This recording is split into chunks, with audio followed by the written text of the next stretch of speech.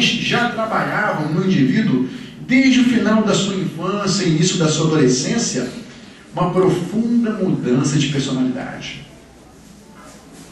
Através de uma série de rituais que vocês poderão ver até num DVD muito bom do mitólogo e antropólogo Joseph Campbell, O Poder do Mito, vocês vão ver uma série de cerimônias que eram feitas para transformar o indivíduo. E transformar o indivíduo em que sentido? Naquele sentido que essa casa aqui prega. O indivíduo, para mudar de personalidade mesmo, o apóstolo Paulo chamava esse de homem velho versus o homem novo. Ele dizia, com Cristo nós fomos crucificados, nós morremos, agora nós somos novos homens. Isso não é simbólico, isso é verdadeiro. O indivíduo normal, ele vai em qualquer lugar para receber e ser servido.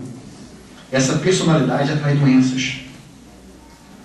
Todos nós, é natural, não é nenhuma crítica nem a mim, nem a vocês, é natural. O ser humano, quando criança, nasce egoísta. Ele só quer receber e ser servido. Freud já dizia isso na psicanálise. Você, quando é neném, você grita, quando tem 1 mês de idade, 2, você grita, faz escândalo, quer comida na hora. É mal educado. Só pensa em você não pensa no seu pai e na sua mãe. Né? Você evacua a hora que quer, quando você tem 2 meses de idade. Você urina quando e como você quer, em quantidades incríveis. Haja fralda.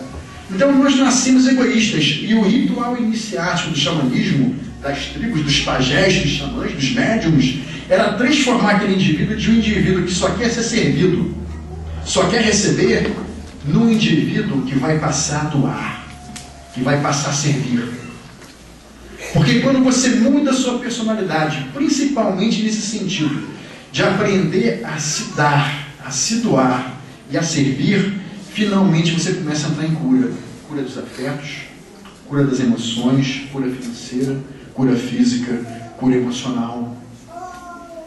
Então, a troca desse sinal é fundamental. Jesus mesmo dizia, no seu famoso Sermão da Montanha, assim que Jesus foi batizado por João Batista, Jesus mudou de personalidade. De um cara que não aparecia, de um cara que ficava só na Galileia, ele mudou profundamente. Ele se tornou um cara que começou a ir de cidade em cidade pregando. 1 dia em Betânia, 2, depois 3 dias em Cafarnaum, depois mais 3 dias em Jope, 1 semana em Jerusalém. Por isso que ele aparece. Não tem biografia dele anterior, porque ele ficava lá na Galileia fazendo móveis rústicos.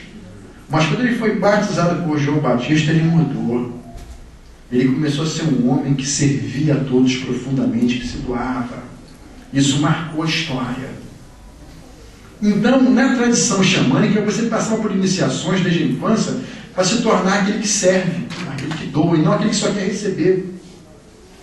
Na Bíblia mesmo, a sogra de Pedro, um dos primeiros milagres de Jesus, foi a cura da sogra de Pedro. Jesus curou a sogra de Pedro, ela tratou de se levantar da cama e começou a servi-los. Você pode ver isso no Evangelho. Porque você pode ver até uma cura aqui nessa casa, uma cura com médico, uma cura com terapeuta, mas talvez ela não seja permanente, se você não se levantar imediatamente e passar a servir. É isso que diz a tradição evangélica. A tradição que está nos evangelhos. Então, a partir daquele período lá do xamanismo, e depois pegando vários povos como Egito, China, Índia, na Grécia você tinha os mistérios de Eleusis. Você morria para o seu egoísmo, com essa tendência de ser servido e só querer receber, e renascia como um homem que se doava, que fazia o bem ao próximo continuamente. Nos mistérios de Eleusis, Platão passou pela iniciação em Eleusis. Você tinha os rituais egípcios, de Átis, de maneira que na tradição hebraica também tinha isso. Por isso que Jesus se espantou quando Nicodemos não o entendeu. Por quê? Abraão. Vocês pensam que o nome de Abraão, o pai, o patriarca dos judeus, era Abraão? De forma nenhuma. E que a esposa dele se chamava Sara? É ruim, como a gente diz no Rio de Janeiro, é ruim. Alguém aqui sabe o nome anterior de Abraão? Abrão. E de Sara? Sarai. O senhor está cumprindo, Deus te evite. Parabéns. 1 em 200, está muito bom. A média. Por que Abrão mudou para Abraão? Por que Sarai virou Sara? É só traduzir do hebraico, é simples, traduz do hebraico para o português. Abrão significa homem nervoso, exaltado, colérico. O cara nervoso. E Sarai significa mulher que briga. Então imagina um casal, olha que harmonia no ar, né? O cara é nervoso e a mulher briga. Vai rolar love you? Vai rolar harmonia? Não vai.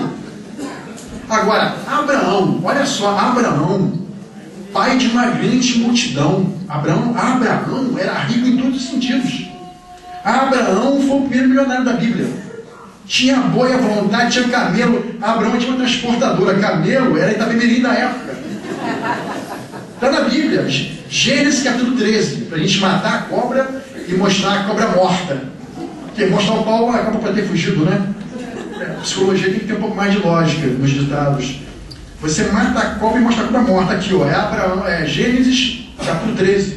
Abraão ficou milionário de tudo, de cultura, de sabedoria. E Sara, princesa, soberana, mudou a vida dos caras lá, mudou a turma.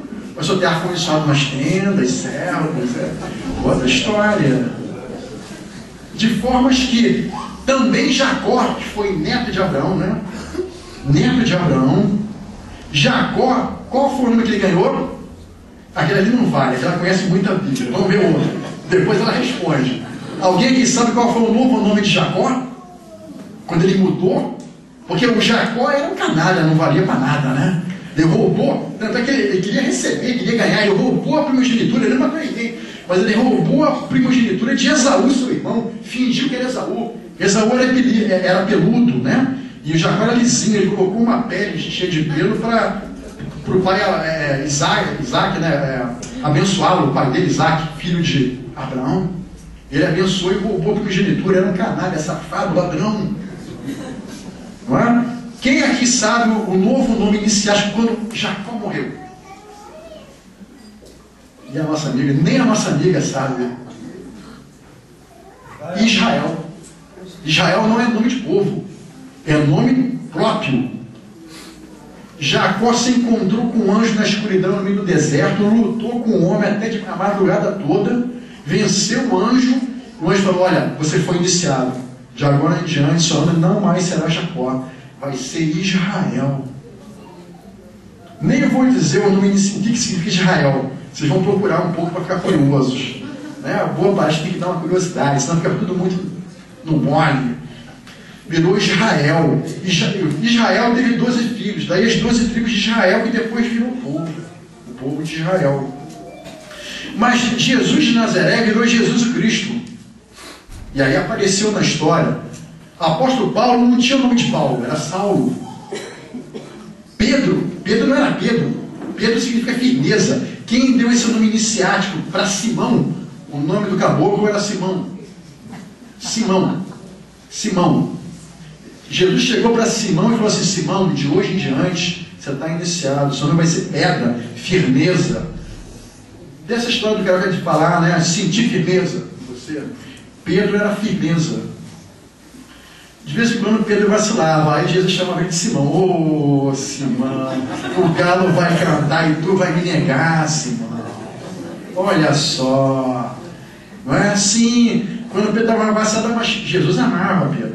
Simão Pedro, às vezes chamava Pedro de Simão Pedro, quando ele estava pulando no meio, não tinha decidido ainda, né?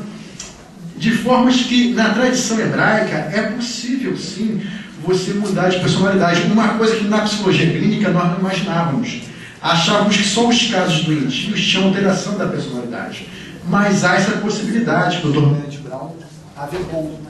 Se a pessoa tiver energia suficiente, instrução suficiente, ela poderá mudar de personalidade. Agora, qual é o método hebraico de mudança de personalidade? Bem, João Batista vai dar o toque. Foi por ali que eu comecei a perceber como é que era o caminho hebraico, iniciático. Que aquilo está na Bíblia, mas está meio perdido. Você tem que olhar aquilo com um olhar de terapeuta, de analista mesmo. Primeiro, João Batista deu um toque. No Evangelho de Lucas, você vai ver dizendo o seguinte, logo no capítulo 3, preparai os caminhos do Senhor. Ou seja, em parte é você que faz. Porque tem 3 maneiras de você mudar a sua personalidade.